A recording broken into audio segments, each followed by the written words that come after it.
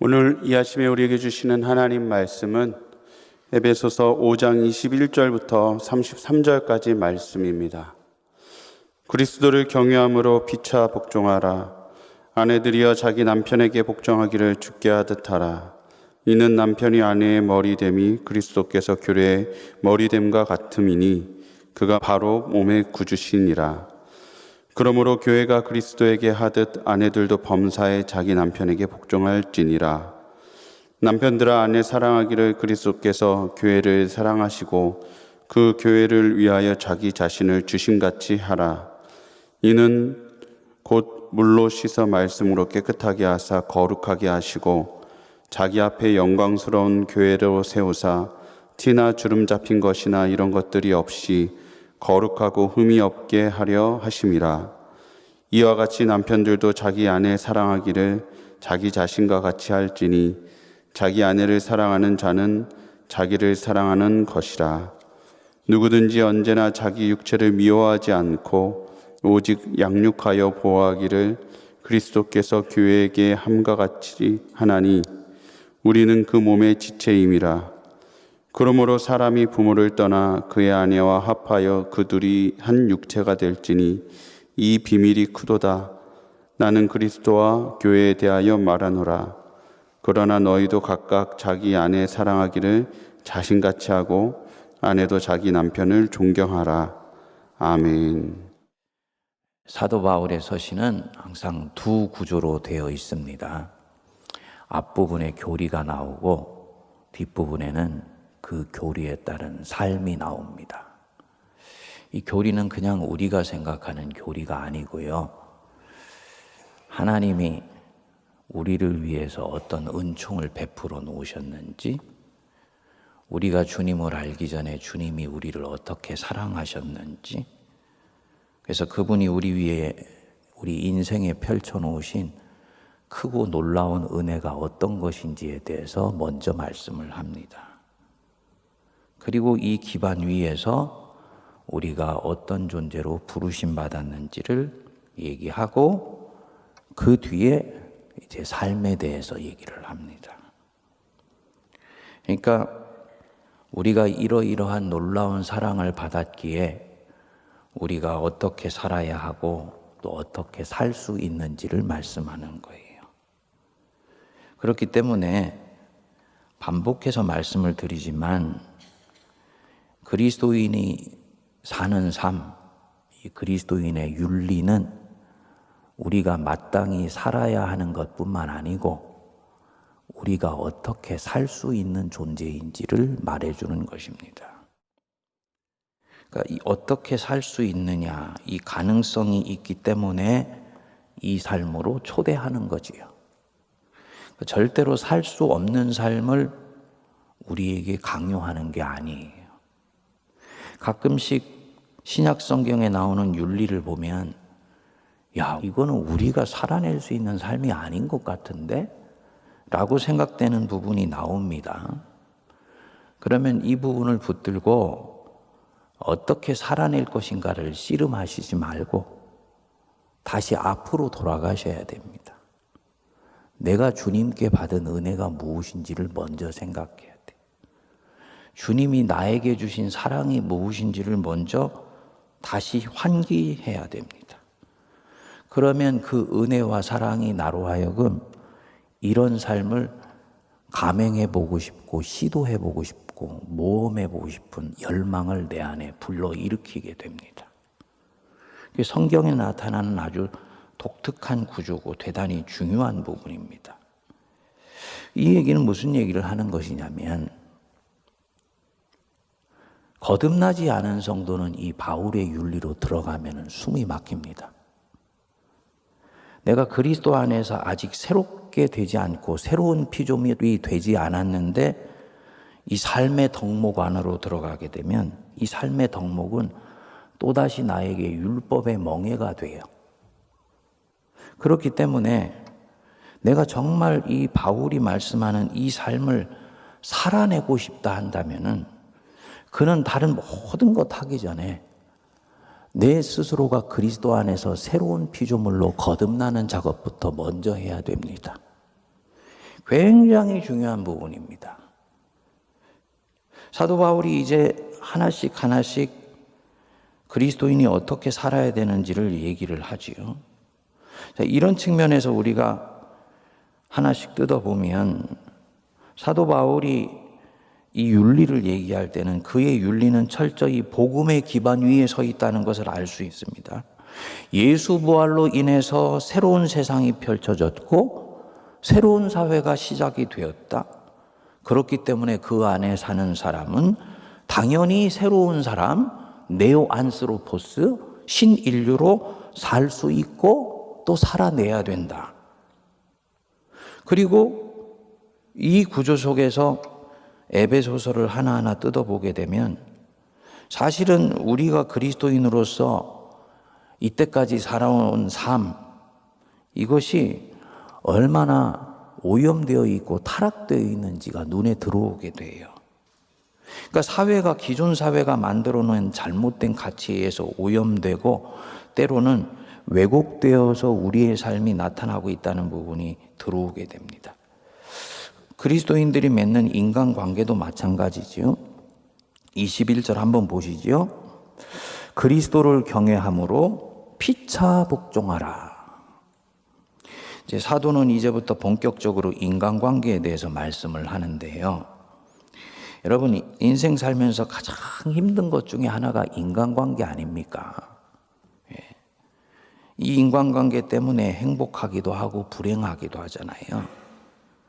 근데 이 에베소서 5장 21절부터 6장 9절까지 보면 이 인간관계에 대해서 얘기를 합니다. 가장 핵심적인 인간관계, 가정에서 맺는 아내와 남편의 관계, 부모와 자식 관계, 그리고 경제생활에서 맺어지는 주인과 노예의 관계.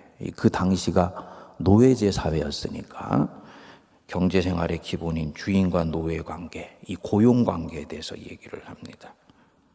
근데 이 인간관계에 맺는 핵심 정신이 21절입니다.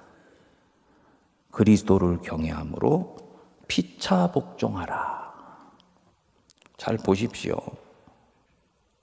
피차 존중하라. 가 아니.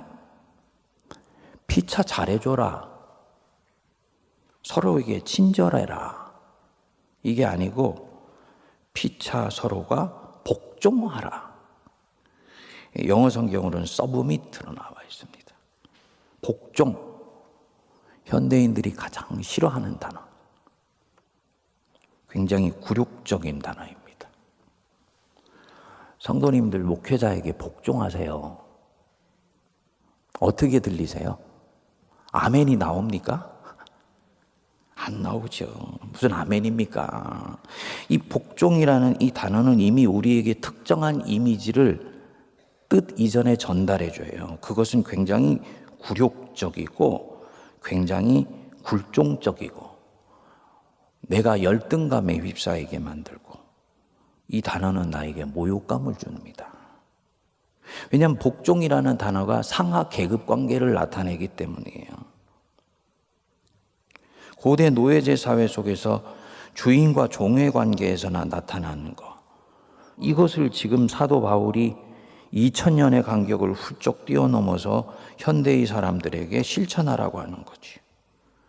남편과 아내, 자녀와 부모, 주인과 종 사이에 서로 복종해라. 굉장히 구시대적인 발상입니다. 그리고 안타깝게도 기독교 신앙이 여태까지 이런 말씀을 이데올로기로 삼아서 사람을 억압하기도 하고 건강한 변화를 추구하기보다는 이런 억압을 정당화하는 이데올로기에 앞장서는 그런 역사적인 아픔들이 있었습니다. 기독교가 부끄러운 마음으로 인정해야 돼요. 근데 성경을 다시 찬찬히 읽어보면 이것은 완전히 성경의 정신을 오독한 것이라는 걸 알 수 있습니다. 21절을 우리 다시 한번 보실까요? 우리 21절 한번 다시 읽어보겠습니다. 시작. 그리스도를 경외함으로 피차 복종하라. 피차 복종하는데 어떻게 함으로 피차 복종하라고요? 그리스도를 경외함으로. 그리스도 안에서 사람이 관계를 맺어야 된다는 거예요. 서로가 서로를 대하는데 그 사람을 맨마음, 맨눈으로 보면은 안 된다. 두 사람 사이에는 항상 누군가가 계셔야 된다. 누가 계시다는 것입니까? 그리스도가 계셔야 된다는 거예요. 그래서 내가 그리스도를 경외하듯이 그리스도를 경외하는 그 눈으로 내 형제를 바라보며 내 형제를 대해야 된다. 내가 그리스도를 경외하듯이 그 마음과 정신과 신앙으로 내 형제에 대해서 경외하며 피차 복종해야 된다는 것입니다. 그러니까 내가 형제 자매를 볼 때 그리스도를 통해서 바라보라는 거예요. 안경을 쓰고 세상을 보지 않습니까? 파란 안경을 쓰고 보면 세상이 파랗게 보이고 빨간 안경을 쓰고 보면 세상이 빨갛게 보이지요. 그러니까 그리스도라는 안경을 쓰고 그리스도를 통해서 그를 바라보고 그를 대해줘라. 그러니까 두 사람이 서로가 서로를 이렇게 그리스도를 통해서 보고 그리스도를 통해서 만납니다. 그분이 나를 위해서 죽으신 사랑 때문에 내가 이제 그분을 사랑하고 경외해요. 그래서 그 경외심으로 내 형제자매에 대해서 피차가 복종합니다. 사실은 이렇게 보면 여기에는 그리스도교가 인종차별을 앞장선다든지 인간의 존엄성을 훼손하거나 생명권을 파괴하는 일들에 팔을 걷어붙이고 나서거나 그런 신앙이나 그런 가치관이나 그런 이데올로기를 마치 뒤에서 보호해 주는 듯한 이런 인상을 줄 수 있는 근거가 전혀 없습니다. 오히려 반대예요. 잘 보시면요. 이 아내와 먼저 남편 관계 22절부터 33절까지 이 부분을 보시면 이 아내와 남편 관계에서 사도 바울 시대에 이미 아내는 남편에게 복종하고 있었습니다. 남편이 아내 위에 철저히 군림했어요.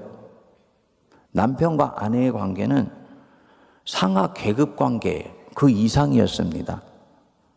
그래서 강제 문헌을 보면 남자는 여자를 자신보다도 하등한 동물로 여겼기 때문에 이 아가페적인 수준 높은 사랑을 할 때는 아내나 여자와는 하지 않는다고 생각을 했어요. 에로스적인 관계, 성적인 관계를 맺을 때는 아내나 남편과 하되 정신적인 사랑이나 지적인 사랑을 할 때는 남자들끼리 한다고 생각을 했습니다. 그 정도로 이 남자와 여자의 관계나 남편과 아내의 관계는 굉장히 이 상하 계급 관계 이상의 고등동물과 하등동물의 관계로 인식을 했습니다. 당연히 이 관계 속에서 아내는 남편에게 철저히 복종했지요. 그리스도를 경외하듯이 자발적으로 기쁨으로 하지 않고 마지못해 한다는 것을 빼고는 이 아내는 남편에게 복종했어요. 그 다음에 나오는 자녀와 부부의 관계도 마찬가지였습니다. 오늘날에도 부모가 자녀를 낳고 나서 이 자녀를 유기하는 경우가 있습니다만 이 당시에는 훨씬 더 심했지요.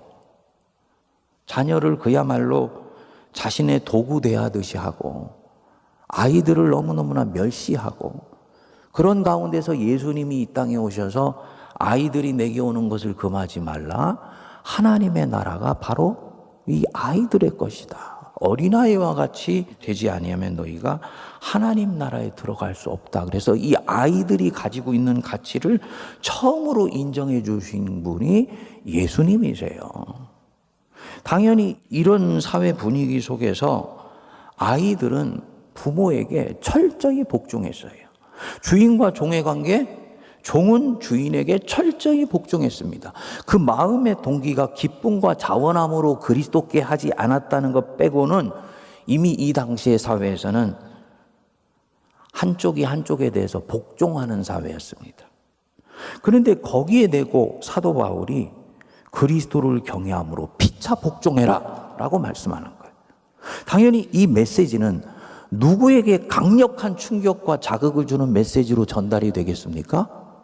복종을 받는 사람이었어요. 아내의 복종을 받는 남편, 아이들의 복종을 받는 부모, 종의 복종을 받는 주인에게 이 메시지는 엄청난 자극과 도전이 되고 혁명적인 그런 발상의 전환을 요구하는 메시지로 들려왔습니다. 당연히 남편이나 부모나 주인은 이 말씀을 받을 것인가 말 것인가를 놓고 심각하게 고민할 수밖에 없지요. 결국은 그가 진정 그리스도를 경외하는 사람입니다. 다시 말씀드려서 그리스도의 사랑을 자기가 온몸으로 받았다라고 인정하는 사람은 그리스도를 경외함으로 이때까지 하등동물 대했던 이 여자를 진정한 내 영혼의 파트너로, 영혼의 친구로 받아들이면서 복종하며 사랑하기 시작하는 거예요. 부모가 자녀를 전혀 새로운 눈으로 보기 시작합니다. 직장에서 주인이 종을 대하는데 고용관계 속에서 기계나 동물 대하듯 하지 아니하고 나와 똑같은 인격을 가지고 존엄성을 가지고 있는 내 형제로 대하게 되는 거예요. 여기서 실질적으로 이 상호 복종과 상호 신뢰와 상호 사랑의 원리가 완성되는 것입니다. 그러니까 이 바울이 말씀하는 이 정신의 배경으로 들어가 보면은 기독교 신앙이야말로 당시 사회 속에서 인간의 존엄성과 생명관을 가장 철저하게 존중해주는 그런 가치를 가지고 있는 것을 우리가 알 수 있는 것이지요. 여러분, 일방적으로 복종할 것을 요청하는 것이 아닙니다. 서로가 서로에 대해서 그렇게 하라는 거예요. 제가 한번 성도들이 이 말씀을 드릴 때 이게 얼마나 피부에 와닿을까? 왜냐하면 우리가 갖고 있는 이 교회 안에서의 관계는 피차 복종하는 관계가 아니에요. 세상에서는 말할 것도 없고 교회 안에서도 그리스도를 경외함으로 피차 복종하는 관계가 아니고 우리 안에는 무엇인가 이 계급 관계가 계속 작용하고 있어요. 그렇기 때문에 교회 안에서 피차 복종하는 아름다운 관계의 예를 찾아내기가 참 쉽지 않아요. 가정에서 아내와 남편 사이에서는 유사하게 가는 경우들이 현대 사회 속에서는 이제 있죠. 우리 성도들 안에 이렇게 가정관계들을 보면 제가 부임하여서 우리 장로님들, 특히 은퇴 장로님들 이 부임 신방을 하게 되면서 보니까 은퇴하셨음에도 불구하고 우리 세문안교회 은퇴 장로님들은 굉장히 부부 관계가 좋으세요. 그리고 그 관계가 굉장히 동등성과 상호 존중의 원리 속에서 서 있는 것들을 제가 보고 굉장히 제가 깊은 인상을 받았었습니다. 단순히 남편과 아내의 관계가 아니라 소울메이트, 영혼의 친구, 인생의 동반자 이렇게 대하는 부분들을 이렇게 볼 수가 있었습니다. 그건 서로가 복종하고 서로가 존중하고 상호 순종하는 관계입니다. 바울은 이 말씀을 할 때 머리에 떠오르는 이미지가 분명했던 것 같아요. 그게 무엇이냐면 30절 보실까요? 뭐라 그랬습니까? 우리는 그 몸의 지체입니다. 바울이 피차 복종하라 할 때는 몸의 지체 관계를 염두에 두고 이 말씀을 한 것이구나 라는 것이죠. 몸의 지체는 서로가 서로를 위합니다. 서로가 서로를 살펴요. 서로가 서로를 돌봅니다. 하나가 아프면 다른 부위가 자기가 가져갈 최소의 에너지를 남겨놓고는 그 아픈 부위에 전부 에너지를 보내줍니다. 아픈 부위가 건강해질 때까지 그렇게 해요. 피차 복종의 원리예요. 왜 그렇게 하는 것이냐? 그렇게 해서 지체와 지체가 서로 합쳐져서 건강하여서 이 몸이라는 유기체가 생명력을 유지할 수 있다고 보기 때문입니다. 바울이 볼 때 그리스도의 몸된 교회나 몸된 지체가 서로를 세워가는 원리가 바로 이러한 부분이라는 것이죠. 그래서 이 지체의 원리로 보면 28절에 나오지요. 이와 같이 남편들도 자기 아내 사랑하기를 자기 자신과 같이 할지니 자기 아내를 사랑하는 자는 누구를 사랑하는 것이다? 자기를 사랑하는 것이다. 왜 자기 아내를 사랑하는 자가 자기를 사랑하는 것입니까? 그 여자는 내 몸의 지체이기 때문이에요. 왜? 자매들만 아멘 하시네. 형제들도 아멘 하셔야지. 내 지체를 사랑하는 것이 나를 사랑하는 것이기 때문에 자기 아내를 사랑하는 자는 자기를 사랑하는 것이다. 내 아내를 존중하지 않고 존경하지 않는다는 것은 나를 존경하지 않고 존중하지 않는 거예요. 요즘은 보니까 이 포스트 모더니즘 사회라 그래요. 가만히 보면 저도 모르는 사회가요, 모계제 사회가 되었어요. 예? 결혼을 하니까 이 부부 관계에서 여성이 남성보다 위쪽에 올라가는 경우들이 많이 있어요. 예. 뒤집어서 얘기하면 내가 내 남편을 사랑하고 존중하는 것은 나를 사랑하고 나를 존중하는 거예요. 모든 원리가 이러합니다. 여러분, 이 부분은 우리가 살고 있는 사회와는 굉장히 독특한 다른 정신이기 때문에 지켜나가기가 쉽지 않은 것입니다. 그래서 그리스도 안에서 주님이 나를 어떻게 사랑하셨는지를 염두에 두는 것은 이 말씀을 지켜나가는 데 굉장히 중요한 출발이 되고 정신이 되는 것입니다. 우리는 그 몸의 지체임이라.